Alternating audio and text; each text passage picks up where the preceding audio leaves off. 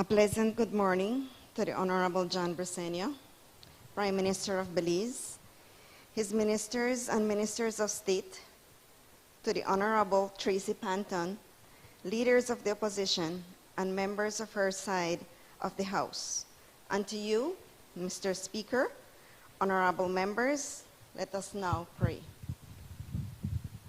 Almighty and eternal God, who through Jesus Christ has revealed your glory to all nations, please protect and preserve Belize, our beloved country.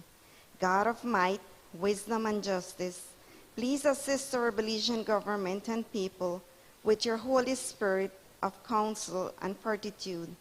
Let the light of your divine wisdom direct their plans and endeavors, so that with your help we may attain our just objectives. With your guidance, may all our endeavors tend to peace, social justice, liberty, national happiness, the increase of industry, sobriety, and useful knowledge. We pray, O God of mercy, for all of us, that we may be blessed in the knowledge and sanctified in the observance of your most holy law, that we may be preserved in union and in that peace which the world itself cannot give. And after enjoying the blessing of this life, please admit us, dear Lord, to that eternal reward that you have prepared for those who love you. Amen. God bless.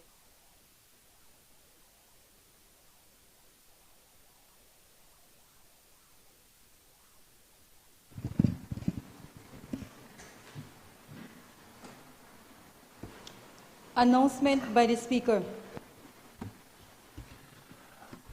Honorable members, in accordance with Standing Order 84-1, I have been informed that notices of absence have been received from Honorable Valerie Woods, Speaker of the House, Honorable Ramon Cervantes, Member from Orange Walk North, Honorable Abner Andre Perez, Member from Belize Rural South, who is on duty leave, Honorable Francis Fonseca, Member of Freetown, Honorable Jose Abelardo Mai, Member of Orange Walk South, and Honorable Miguel Guerra, Member for Kaya West.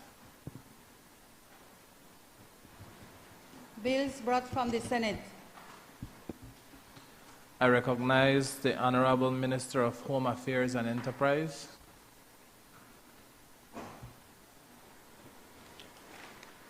Mr. Speaker, I rise to move that in accordance with Standing Order 60, the House do now consider the Senate amendments. Honorable members, the question is that the House do consider the Senate amendments. All those in favor, kindly say aye. Aye.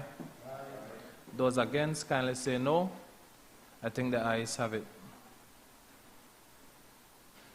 Amendments agreed by the Senate on the 27th of April 2026 on the DNA Bill 2025. Class 22, Class 28, and Class 42. Honorable members, the question is that the amendments as proposed by the Senate to the Bill 2026 on the 27th April 2026 be accepted. All those in favor, kindly say aye. Aye. Those against, kindly say no. I think the ayes have it. I recognize the Honorable Minister of Sustainable Development, Climate Change and Sustainable Development. Mr. Speaker, I rise to move that in accordance with Standing Order 60, the House do now consider the Senate amendments. Honorable members, the question is that the House do consider the Senate amendments. All those in favor, kindly say aye. Aye. Those against, kindly say no. I think the ayes have it. Amendments agreed by the Senate on Monday, 27th April 2026 on the Climate Change and Carbon Market Initiatives Bill 2025, Class 3, Class 6, Class 17D, Class 18, Class 20, Class 22, Class 24, Class 36-1, Class 39-1.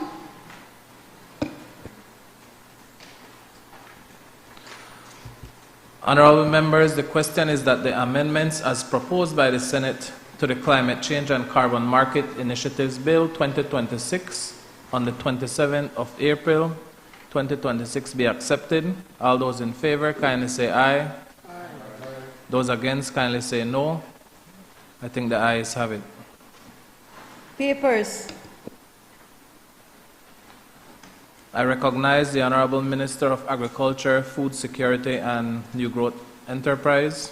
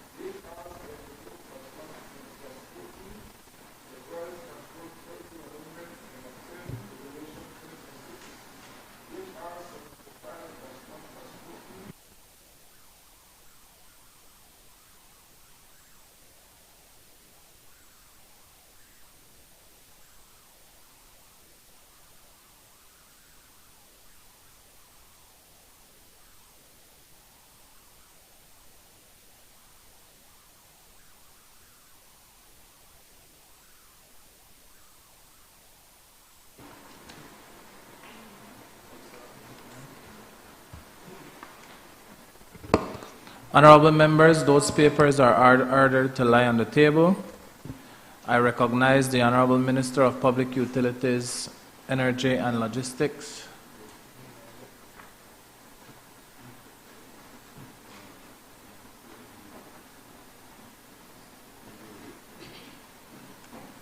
Mr. Speaker, if you'll allow me to intervene on behalf of the Honorable Minister of Public Utilities, Energy and Logistics, I rise to present and lay on the table sessional paper number HR 77A/1/14, the Electricity Licensing and Consent Regulations 2026.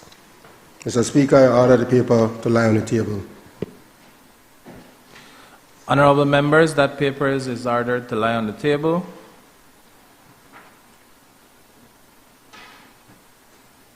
Presentation of reports from select committees. I recognize the Honorable Chairperson of the Health and Human Development Committee.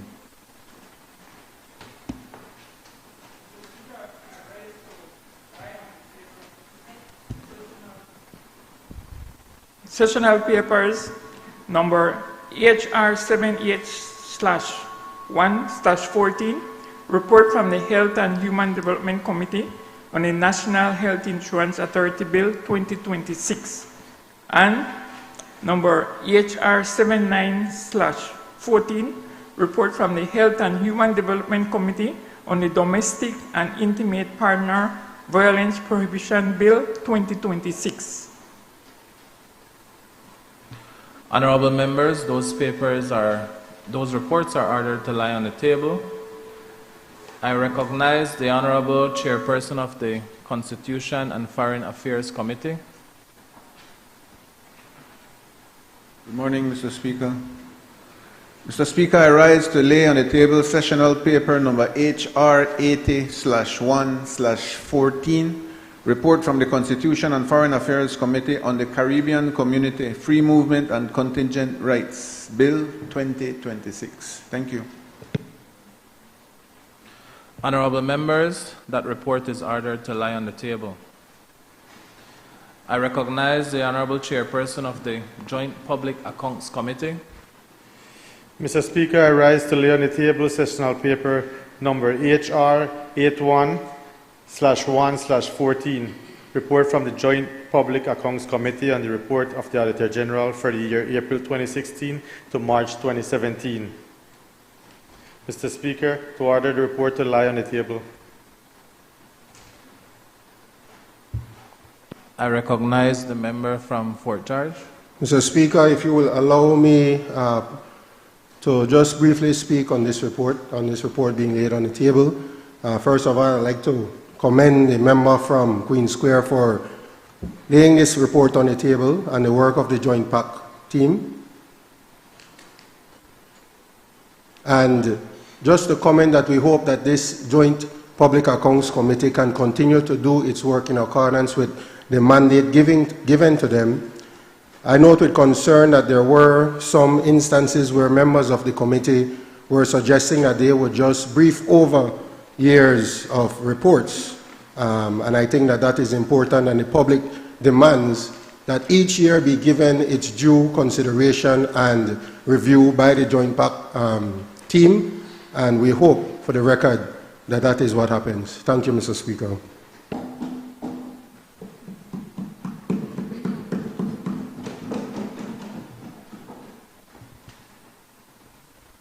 Honorable members, that report is ordered to lie on the table. Statement by Minister. I recognize the Honorable Minister of Sustainable Development, Climate Change and Solid Waste Management. Thank you, Mr. Speaker. Mr. Speaker, I recognize the members of the gallery with special recognition to the PACT ED, Mr. Abel Castaneda, and the hard-working, diligent staff of the Protected Areas Conservation Trust.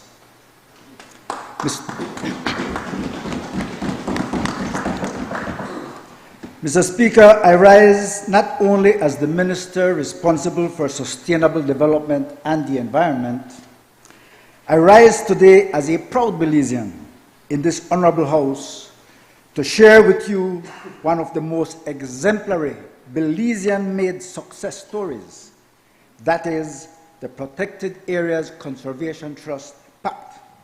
It was in January of 1995 that the PACT Act number 15 of 1995 was passed in this Honorable National Assembly. By enacting the PACT Act, Belize reaffirmed its choice of what kind of relationship it wanted to see between economic development and its natural heritage. Mr. Speaker, I believe that we made the right choice.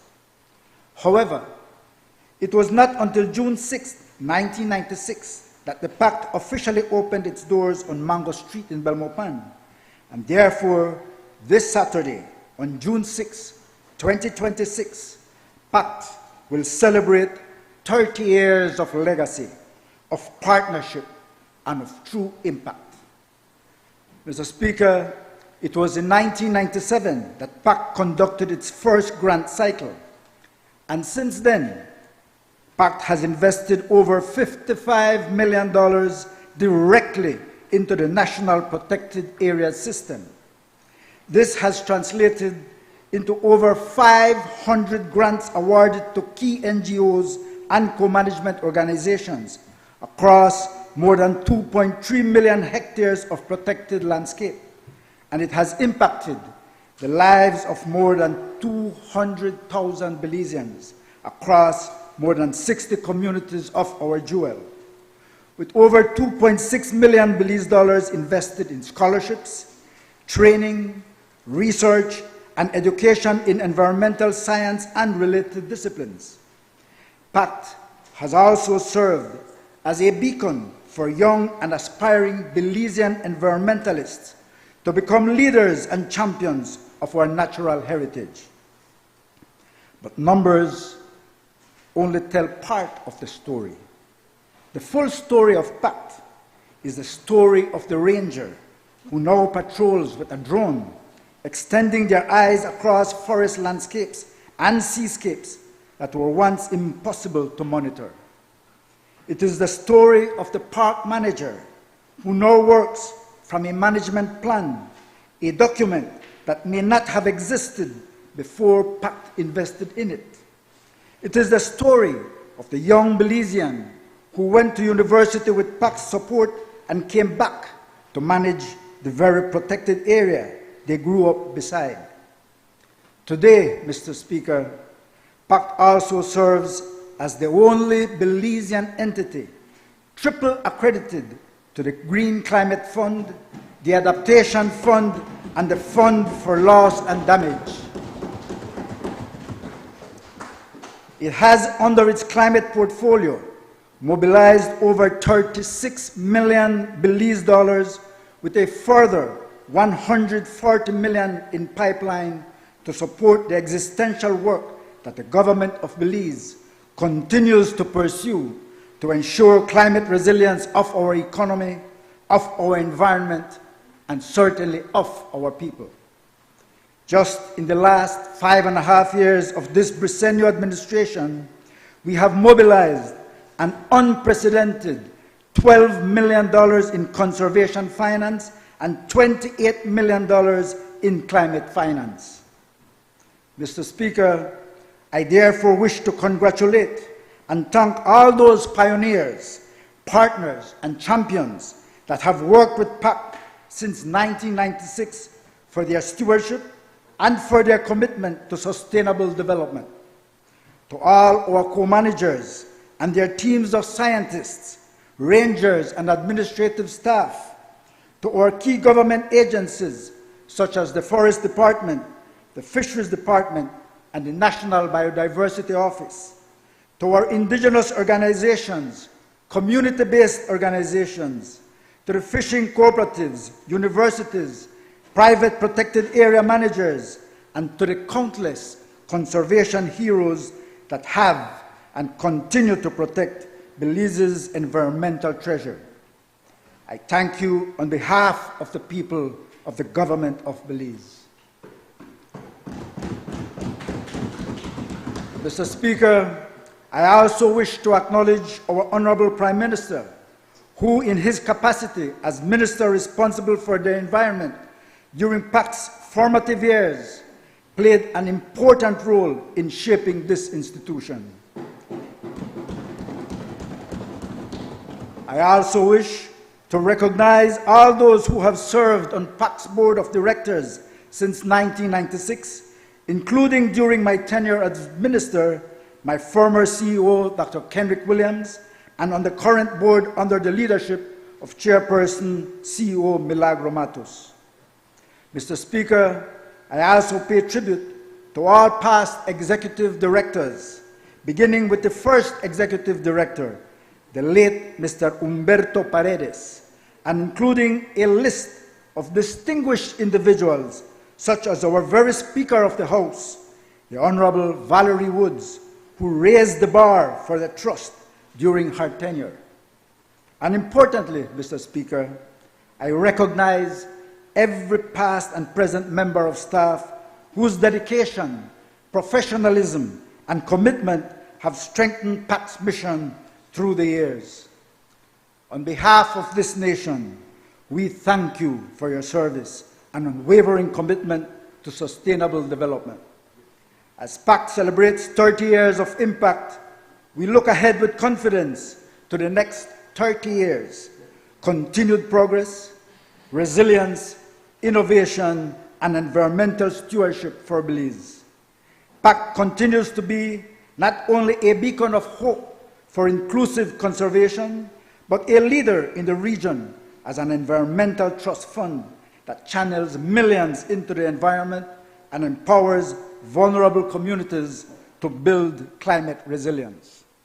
Mr. Speaker, I end with this quote by John Paul II that reads, "The earth will not continue to offer its harvest except with faithful stewardship. We cannot say that we love the land and then take steps to destroy it for future generations." I thank you.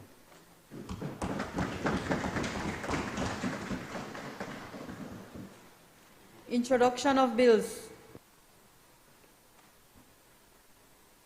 I recognize the Honorable Prime Minister.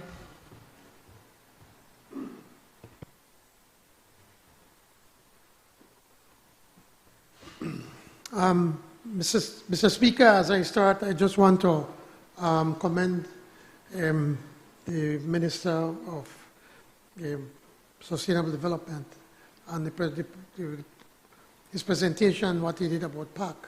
And whenever that comes up, you know, PAC brings me great memories. I spent 9 years, it's actual formative years, myself and Madam Speaker Valerie Woods, When we were just elected in 1998, it just actually was just at the inception. And there was nothing much yet because we were just trying to set it up. And a lot of credit has to go to Madam Speaker, to Val, as she took it on as the executive director, tried to come up with a good team. And it was important that from the very start that we could set up a certain culture within PAC and certain regulations to ensure that the monies that are collected are going to be spent wisely, and they have to be accountable, and as to where it's supposed to be spent. Because as you know, whenever there's a trust fund, it's so easy for people to try to find ways how they could get their hands on it. And we try to ensure that we have enough guardrails to protect that money. And so for the minister to announce today that so far that they have issued over $50 million for the protected areas in the protection of our environment, our natural resources, things that makes us stand out as a country. It speaks volumes to the people at PAC, and not to the new director and his team, and certainly on my behalf and my family, our government, and a grateful nation. Thank you so much, and keep up the good work.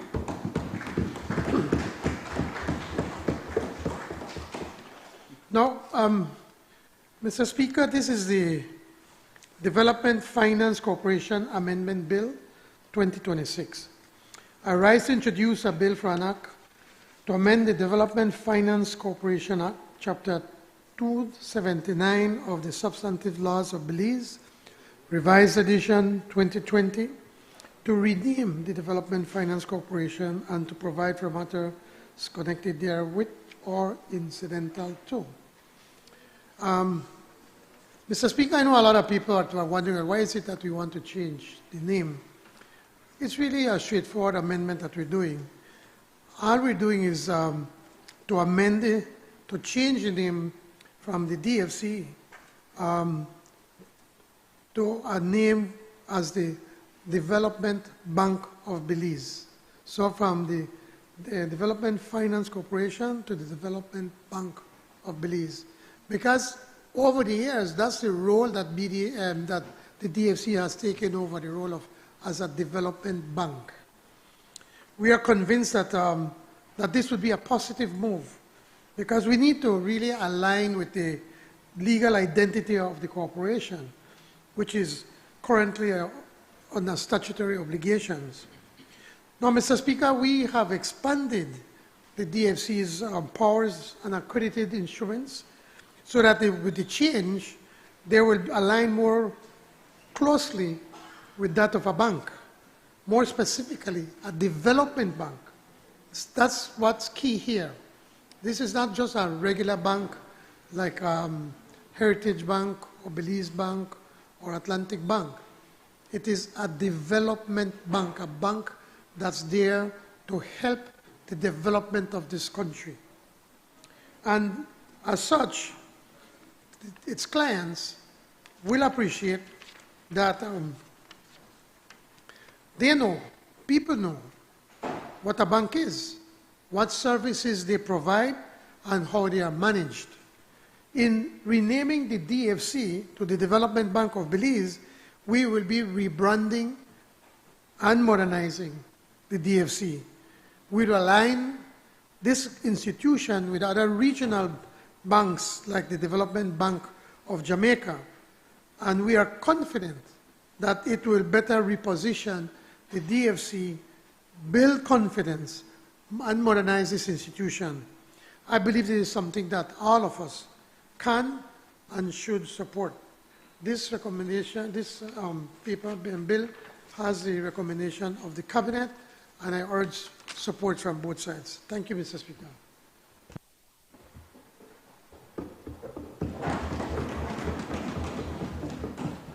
Honorable members, that bill is referred to the Finance and Economic Development Committee for examination, consideration, and report. I recognize. Bill for an act to amend the Development Finance Corporation Act, Chapter 279 of the Substantive Laws of Belize, Revised Edition 2020. I recognize the Honorable Prime Minister.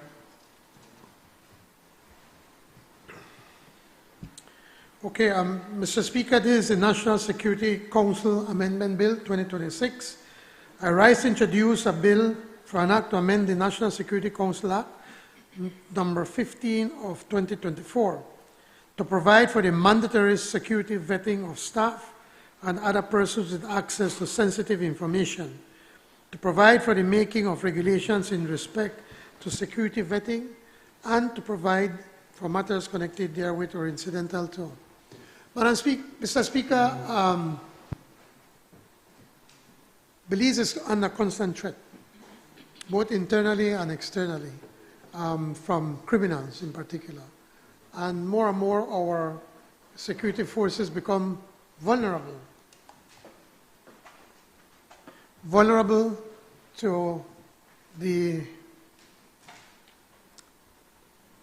be able to the issue of corruption, that these people that are coming into Belize, and even locals now, or gangs that some of the one or two of the gangs that we're dealing with in Belize are no longer the ones that are in a street corner. These people now have lots of money, and they have some serious guns with them, and they pay for security, for information. And now, as we have been beefing up the National Security Directorate under the National Security Council, which is directly under my charge. And we've been doing quite a lot of work, and I must commend Ambassador Oliver Del Cid, who is heading that and has been modernizing this, and he's here right here with us. And modernizing this institution, getting a lot of training, getting assistance, getting help from all over to ensure that we can have a top-notch Security Council, and to be able to see how we can fight off these elements.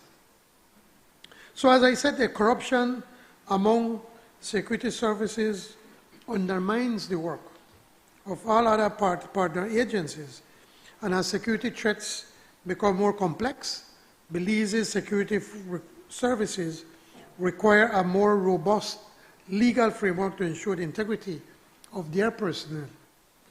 So the proposed legislative amendment is to require stringent vetting, including polygraphing of the National Defense Directorate.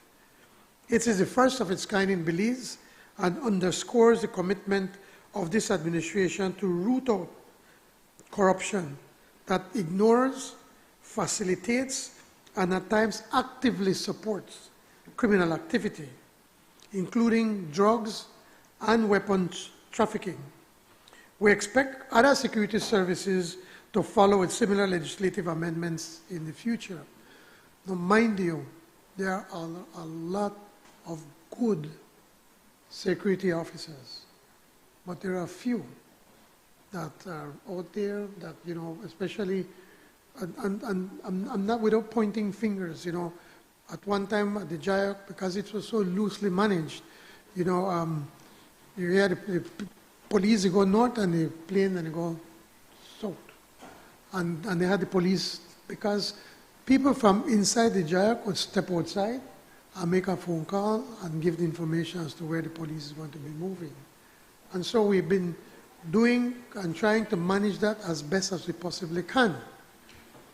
And I know that we've spoken, I think, to both the BDF and the police, and they say they also want to be a part of that, where they have, not everyone, but people that deal with sensitive data, that they have to be polygraphs to ensure that as best as we possibly can, that the information that we have, this very important information that we have to be able to fight off these criminals, that it can remain within the department. The proposed amendments are entirely in line with other security agencies throughout the Caribbean. It's nothing new that they have in place. So the current proposal includes background checks, polygraph exams, and drug screening. And includes the vetting, as I said, the vetting and polygraphing procedure. You have to follow the law, and notifications of the outcomes. And two, the establishment and composition of a vetting compliance committee to ensure that the process is fair, transparent, and that it is not weaponized or otherwise abused. So these proposed provisions will establish a culture of integrity within the National Security Directorate. With the proposed amendments, we expect then that the Director will, 1, identify risky or criminal behavior. A comprehensive vetting helps to identify vulnerabilities like substance abuse, susceptible to coercion, affliction with criminal elements, and criminal activity. 2, the staff remains accountable. Regular comprehensive vetting fosters a culture of ethical conduct to maintain professional integrity. And 3, staff will protect classified information. Because the NSD staff has access to sensitive data, comprehensive vetting will ensure that only trustworthy individuals access and manage this information. Mr. Speaker, this bill has the recommendation of the Cabinet, and I wish that an appeal for support from both sides of the House. Thank you.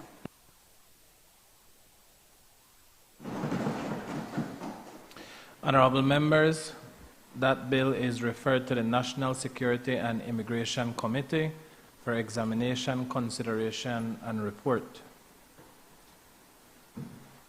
Bill for an act to amend the National Security Council Act, Act number 15 of 2024. I recognize the Honorable Prime Minister. Thank you, Mr. Speaker. Again, this is another very straightforward bill. Mr. Speaker, this is the Belize International Financial Services Association Amendment Bill 2026.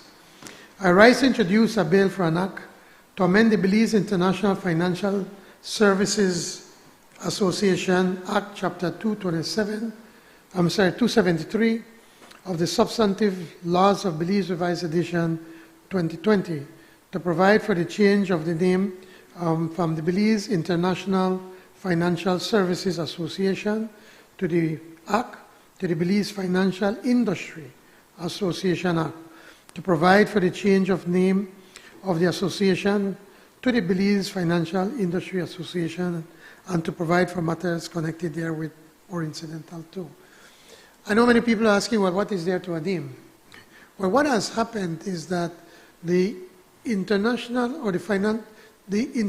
financial industry over the years have gotten kind of, gives some a little bad vibes, a bad connotation in many instances, that a lot of criminals or drug traffickers or people that wanting to hide money used to use offshore companies per se. So that whenever people are hear about international financial services, that's exactly what they think about. Now the association, this Belize Association, now they are requesting that we change the name now just to the Belize Financial Industry Association. And pretty much the same thing, the same group will be working, or they'll still be out there marketing Belize, the financial services that we provide. And if you can remember, Honorable Leader of the Opposition and Honorable Member from Corozal North, it's during your government that we passed the law that was outlawing the offshore industry.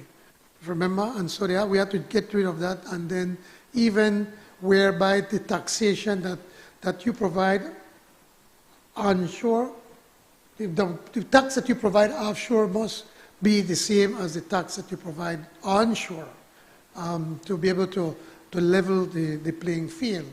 And since then, the industry has been grappling in trying to find niche markets and how they could survive.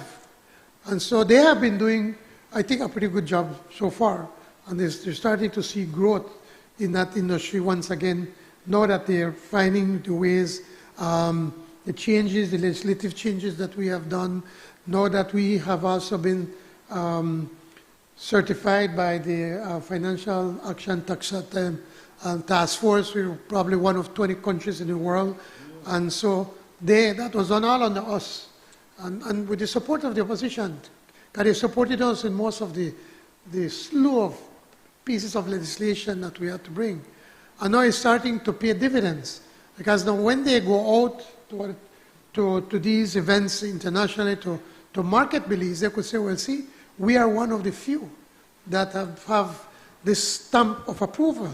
And then that encourages these people to come and say and do business using their services in Belize. So it's another progression to ensure that we can bring a positive light to the financial services that we provide. So again, I ask the support to change the name now to the Belize Financial Industry Association, and it has the support of the cabinet, and I urge both sides to support. Thank you, Mr. Speaker.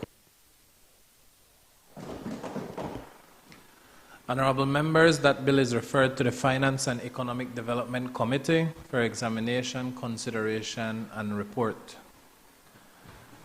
Bill for an act to amend the Belize International Financial Services Association Act, Chapter 273 of the Substantive Laws of Belize, Revised Edition 2020. I recognize the Honorable Prime Minister.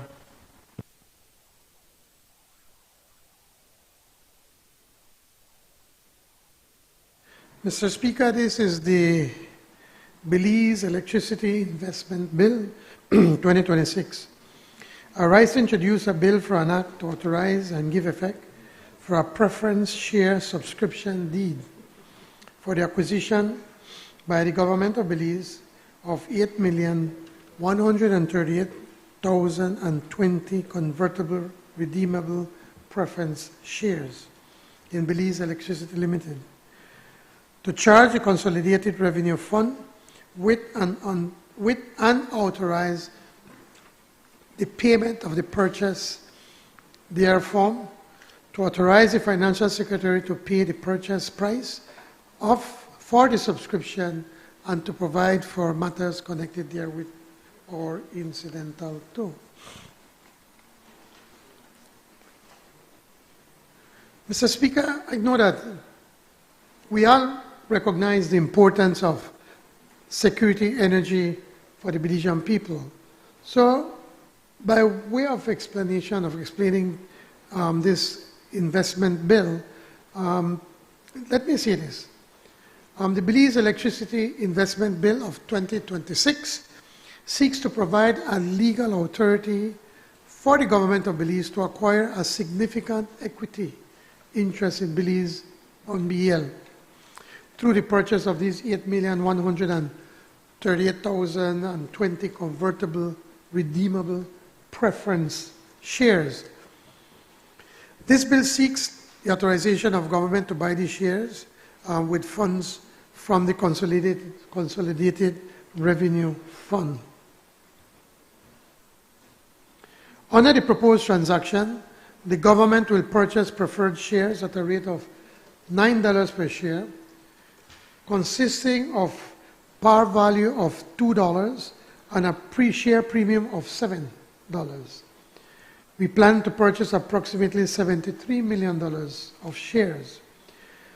What this bill will do then is to authorize the Financial Secretary to make these payments on behalf of government.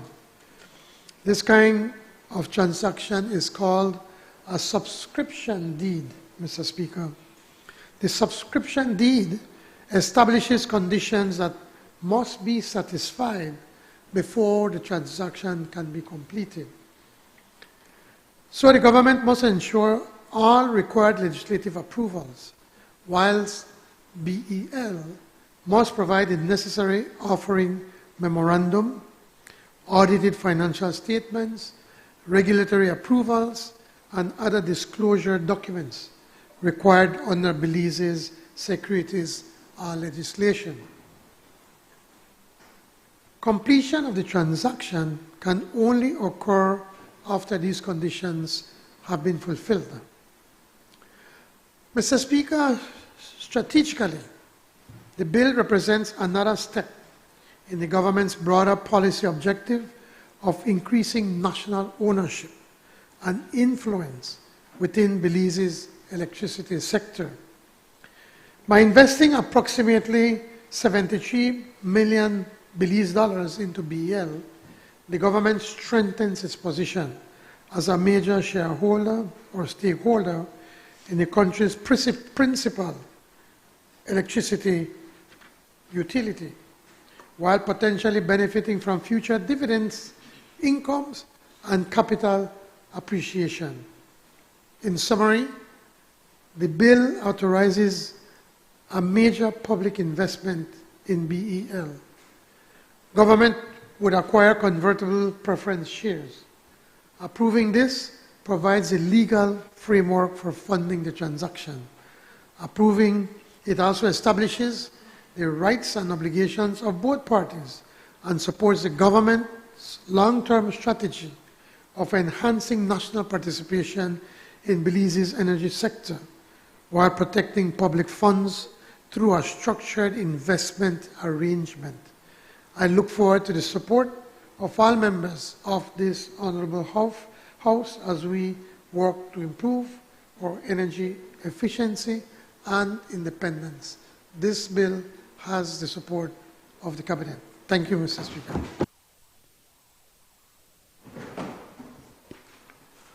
Honorable members, that bill is referred to the Finance and Economic Development Committee for examination, consideration, and report.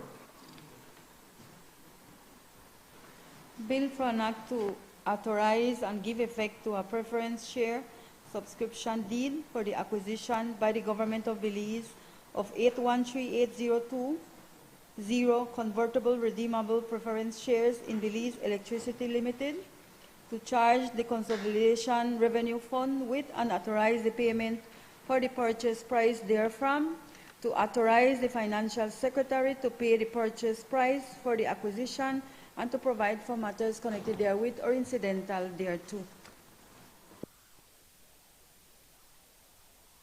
I recognize the Honorable Prime Minister.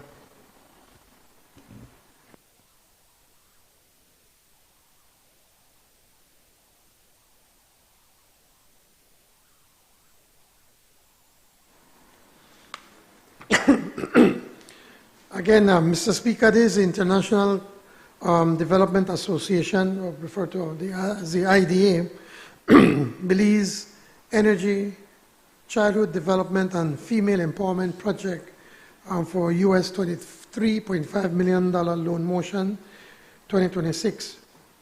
Whereas Belize is as a member of the World Bank Group, is eligible to receive development assistance through the IDA, a member of the World Bank Group, which provides concessional financing and grants to eligible countries to support poverty reduction, sustainable development, and priority social and economic development programs.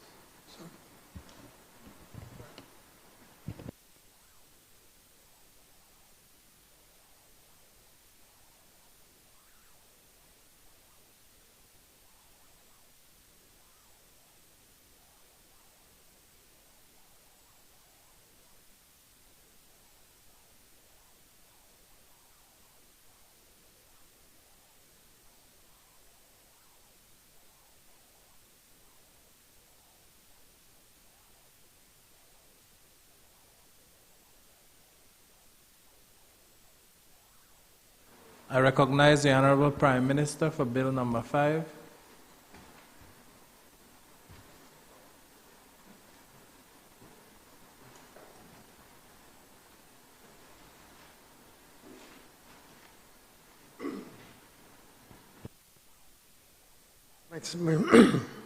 Of myself, Mr. Speaker. Mr. Speaker, this is the Geographical Indications Bill 2026. I rise to introduce a bill for an act to provide for the registration and protection of the geographical indications and to provide for matters connected therewith or incidental to. Now, this bill has the recommendation of the Cabinet, but just as an explanation, very straightforward. trying to do something quite innovative here. As geographical indications is a sign applied to a product that originates from a specific place and that possesses qualities, a reputation, or characteristics essentially attributable to its geographic origins. For explanation, as an example, colleagues and Mr. Speaker, you have tequila. You can only do tequila in Mexico, and not just Mexico country, a specific region within Mexico. Champagne is another one that we all are aware of. It can only be produced in France, in a specific area, I think they call the area Champagne. And only those areas can produce champagne. There have been, I think the Chinese tried to come up with their own version of champagne, bubbly, but it's still not the same. So what we are attempting to do now, we believe that we have certain qualities and certain products in certain regions that could probably qualify to have this brand, such as tequila and champagne. So we are presently working on a preliminary list of potential geographical indicators, which include products like cacao and cacao products. We produce some of the best cacao in the world. When you see some of the best, yeah, when we, and Oscar is a minister from, or area representative from Toledo West is also a cacao, farmer. Big farmer. Yeah. And he took on big ones. You should see what all the man he produces. So we have down south, cacao and cacao products. And again, I add, when you go internationally, when you see cacao or chocolates, and they would put from cacao from Belize, it gives you, especially in Europe, it gives you such a great feeling that they're using our cacao to do these high quality products. We also have the cocoon oil that we can produce. We have not done much, but we have quite a lot of cocoon, and if we, again, to be able to brand that as a Belizean product, it could be able to increase the value of our cocoon oils. We have citrus fruits. A lot of people don't know this, but the citrus juice that we take here, they buy it, in, for instance, in areas like the United States, and they use it to blend with other juices that they have, because for their one is of lower quality. And ours is of such high quality that they blend it. And so I think there's another opportunity for us. The chate leaves that the Guatemalans were coming in, especially in the Chiquibul Forest and National Park, that they were just raiding the chate leaves. That's another product that we believe that we can protect and have special status for them. Condiments, hot sauces. We have some of the best hot sauces in the world. Everybody know about Marie Sharp, but apart from Marie Sharp, they have so many of them, and all of them are of such high quality because of the good peppers that we grow in Belize. We have wines and spirits. When you ever think that we have wines and spirits, you think that for the foreign, Italy and Spain and United States and France and Chile. We also have, using our own products like blackberry and the cashew and the other ones. So again, we believe that there is an opportunity for our people. Seaweed and the jipapi japa. Yes? Yes? How is it? JP Papa? JP Japa, yes. Turmeric, as it is, the other day I spoke to the lady down south, and she called me, and very excitedly, because now a major retailer in the United States now prepared to buy her turmeric products. And these are just some of the products that we're looking at, that we could probably see if we can get a special category or classification for these products, that then they must be done and sold here using the Belize the Belize brand. So the primary rationale for conferring legal protection on GIS is to prohibit unauthorized use by persons outside of this defined geographical area, or by producers who fail to meet the required quality and standards, thereby safeguarding consumers and producers alike. To date, GIS are protected under the Belize Trademarks Act. However, this protection is done through the registration of these GIS as certification marks, which is inadequate. It's an inadequate protection for compliance with the CARIFORUM EU and UK EPA. The draft geographical indications bill under consideration provides a legal framework necessary to, one, register and protect GIS in Belize, satisfy the requirements of the intra-CARIFORUM agreement, fulfill Belize's EPA's obligations. So in doing so, one, we'll be safeguarding Belizean products, which will be a robust geographical indications GI framework, which would provide Belize a stronger legal protection for its unique products. Two, expand fiscal and trade opportunities. In addition to protecting Belizean producers, a GI framework would also allow for foreign GIs to be registered in Belize. And three, driving rural development and job creation. A lot of this is done in the rural areas, and for too long we have ignored the rural areas, and this is one way we can give special attention and allow the rural people to get not only quality, but to be paid well for their products. And there are also so many other advantages that we can get of this. Again, Mr. Speaker, this is in keeping with what we've been saying, that our government, under Plan Belize 2.0, we are future focused. And I'm looking forward to the support of this bill by all members of this honorable House. Thank you, Mr. Speaker.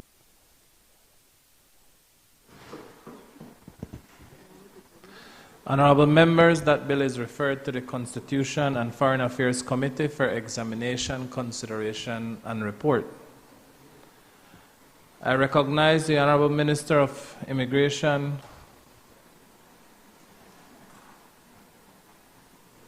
Bill for an act to provide for the registration and protection of geographical indications and to provide for matters connected therewith or incidental thereto. I recognize the Honorable Minister of Immigration, Governance, and Labor. Thank you, Mr. Speaker. Good morning, colleagues. Mr. Speaker, this is the Alternative Sentencing Amendment Bill 2026. I rise to introduce a bill for an act to amend the Alternative Sentencing Act number 13 of 2024 of the Substantive Laws of Belize, Revised Edition 2020, to expand the definition of offense, to amend provisions relating to community service orders, curfew orders, suspended sentences, probation orders, and restitution orders, to repeal Schedule 1 and to provide for matters connected therewith or incidental thereto. Just by way of a very brief background, Mr. Speaker, you may recall in December of 2023, the Criminal Justice Board, which is chaired by the Honorable Chief Justice, was established. It is a multi-sectoral, multidisciplinary, and interdisciplinary board which is comprised of judges, magistrates, the Director of Public Prosecutions, Crown Counsel, Police, Defense Counsel, representatives from the Attorney General's Ministry, forensic analysts, social workers, the prison, clergy, and other representatives of civil society. This inclusive approach ensures a comprehensive effort to address systemic challenges and enhance effectiveness and efficiency in the criminal justice system. And coming out of this board, we had the Alternative Sentencing Act, which is number 13 of 2024. and that came into force on the 27th of April 2024 as part of this administration's reforms to the criminal justice system, making new and expansive provisions related to alternative sentencing and repealing the Penal System Reform Alternative Sentences Act. Following this enactment, a subcommittee of the Criminal Justice Board, which is chaired by the Honorable High Court Justice Nigel Pilgrim, was convened to undertake a comprehensive review of the Act with a mandate to examine its structure, coherence, and practical operation, and to propose amendments to enhance its clarity, effectiveness, and alignment with constitutional principles and modern sentencing practices.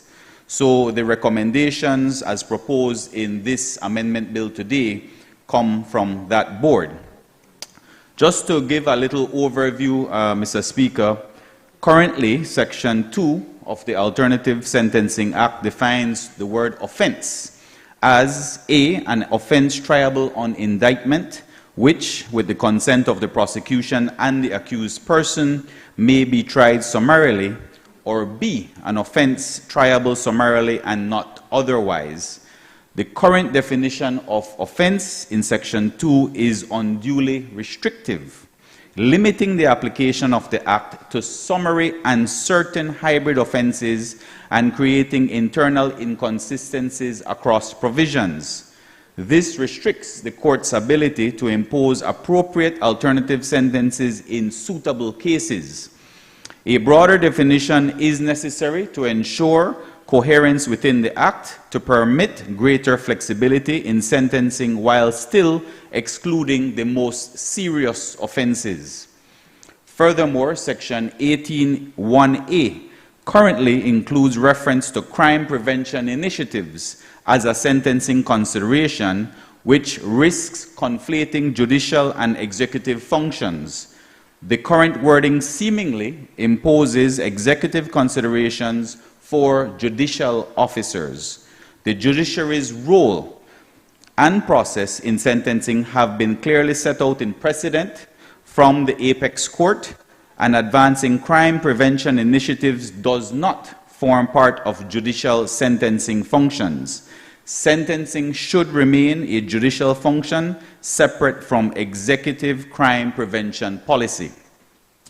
Third, in addition to the continued reliance on Schedule 1 to determine eligibility for alternative sentencing, restricts judicial discretion and creates interpretive uncertainty. The repeal of Schedule 1, together with the incorporation of any necessary exclusions within substantive provisions, will improve clarity and flexibility in the application of the Act.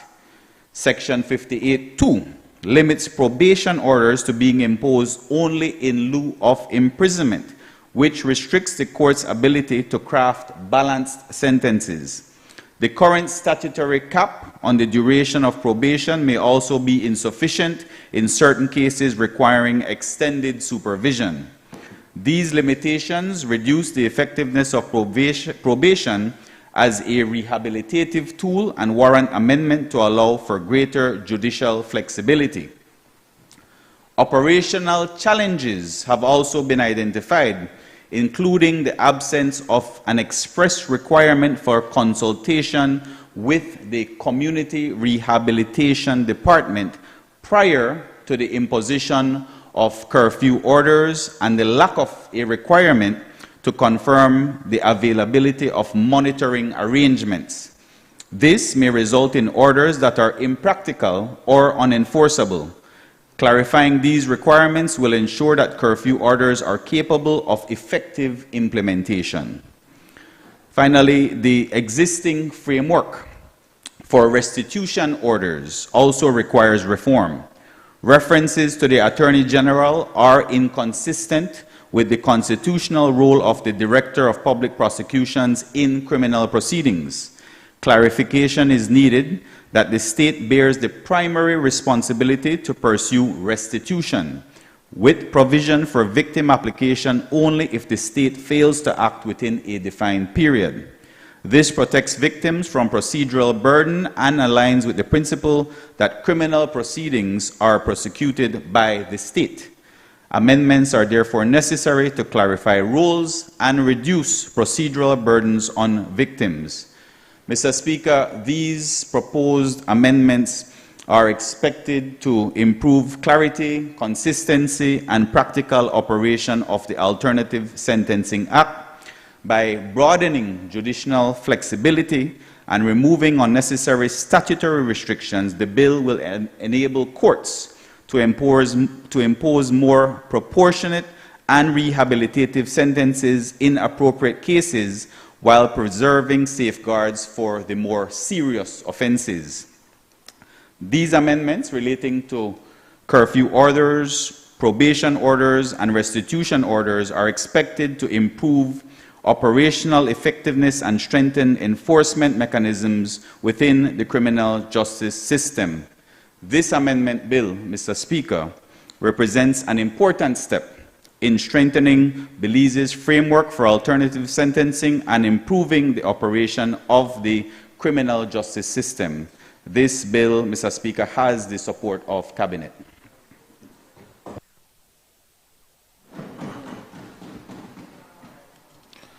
Honorable members, that bill is referred to the Constitution and Foreign Affairs Committee for examination, consideration, and report.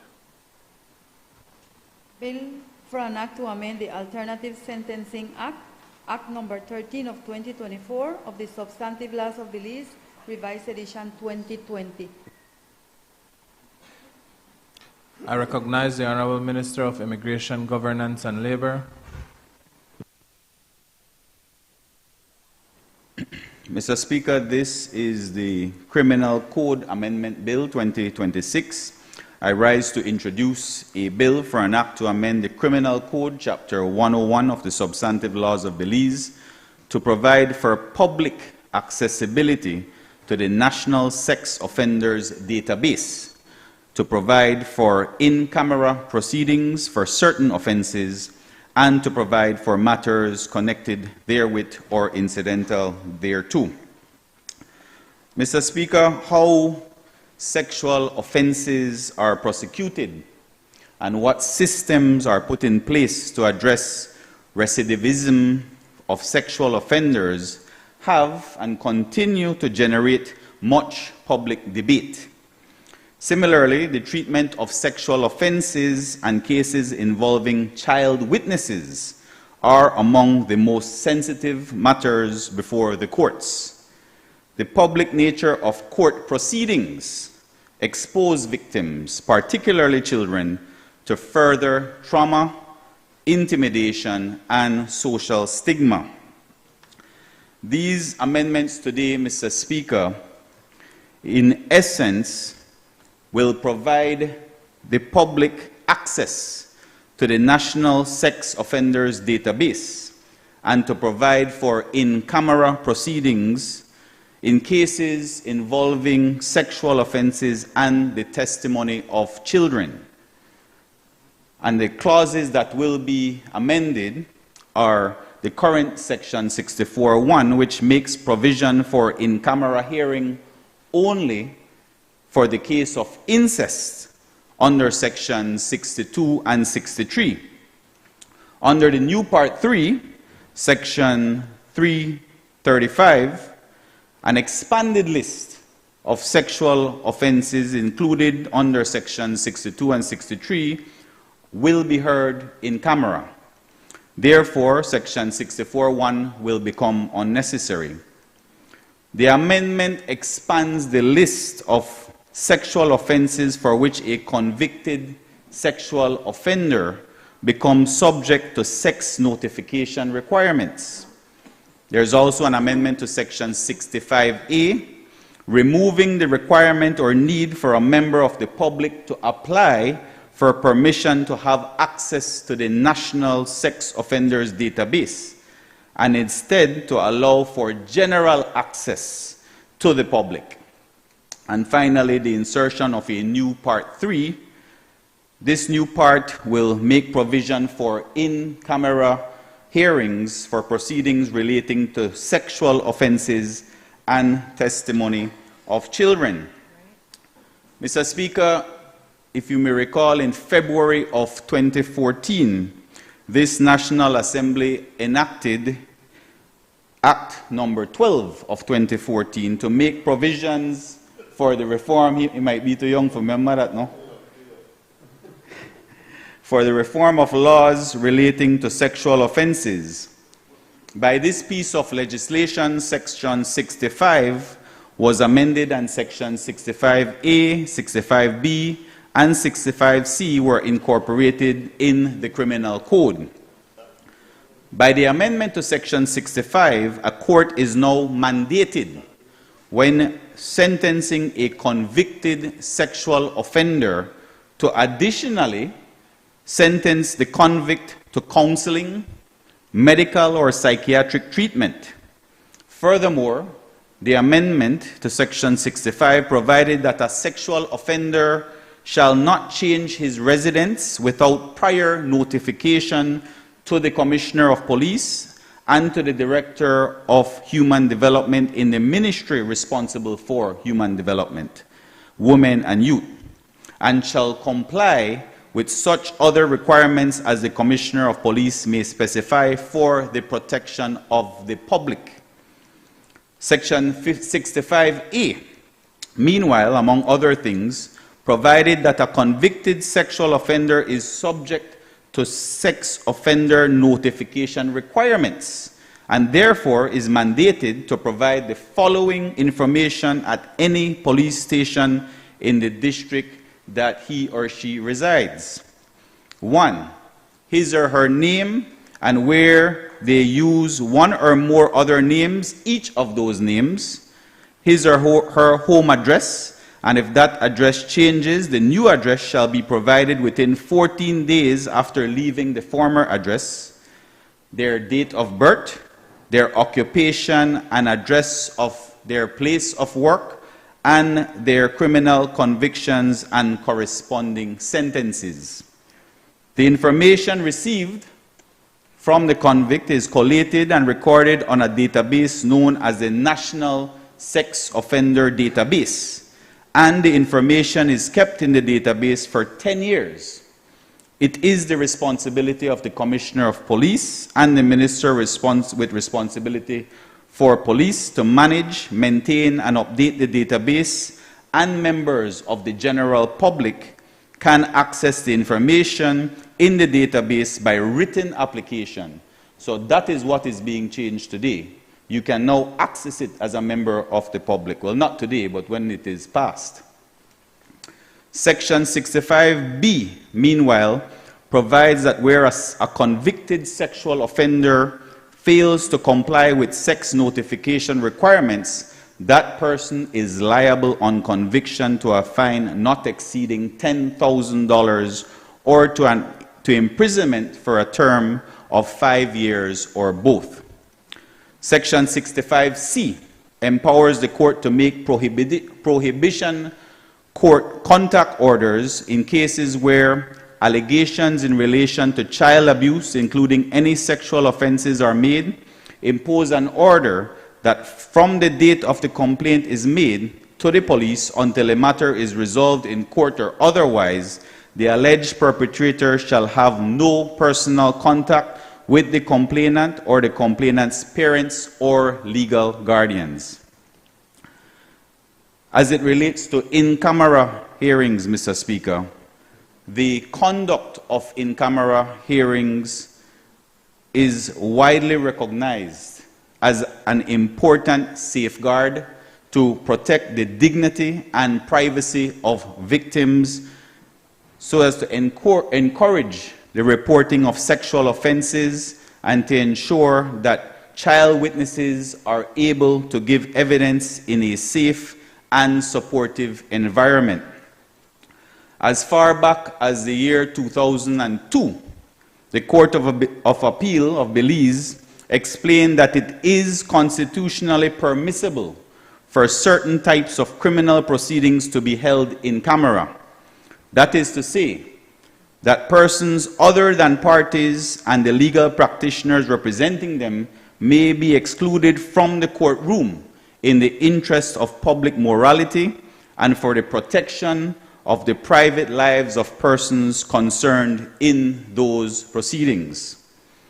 The Court of Appeal, Mr. Speaker, further explained, and I quote, "Experience has shown that many females are unwilling to testify in public concerning the details of sexual encounters which have traumatized them and which are the subject of criminal proceedings. International conventions, Mr. Speaker, support the protection of vulnerable victims and witnesses through privacy measures in judicial proceedings. In particular, the United Nations Convention on the Rights of the Child requires that the privacy of children involved in legal proceedings must be respected, while the United Nations guidelines on justice in matters involving child victims and witnesses of crime recommend that proceedings involving child victims and witnesses be conducted in a manner that protects their privacy, including through the use of in-camera hearings.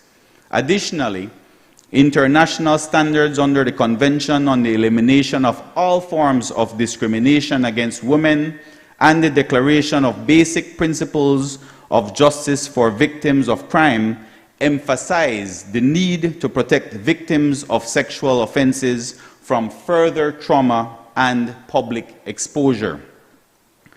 Additionally, Mr. Speaker, several Caribbean countries in the Caribbean community have already enacted legislative provisions requiring or permitting in-camera proceedings in such cases. In Trinidad and Tobago, Section 29 of the Sexual Offences Act provides that offenses under Section 4, which include rape, and 5 for sexual assault, as well as any offense involving children, shall be heard in camera unless the court otherwise directs. Similarly, in Guyana, Section 45 of the Sexual Offences Act provides that proceedings in respect of sexual offenses shall be held to the exclusion of members of the public, including the media, unless, having regard to the interests of justice, the court directs otherwise.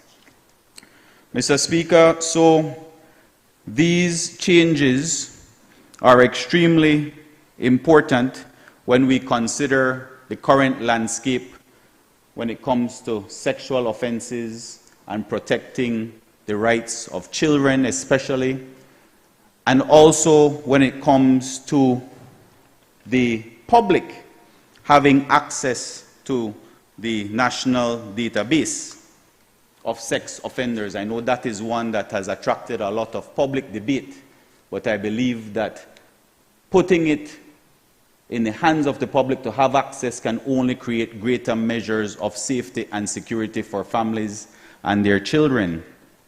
And while this sex offenders registry represents one part of an overall response to sex offending, they without question, Mr. Speaker, will assist in increasing public safety and reducing sex offending.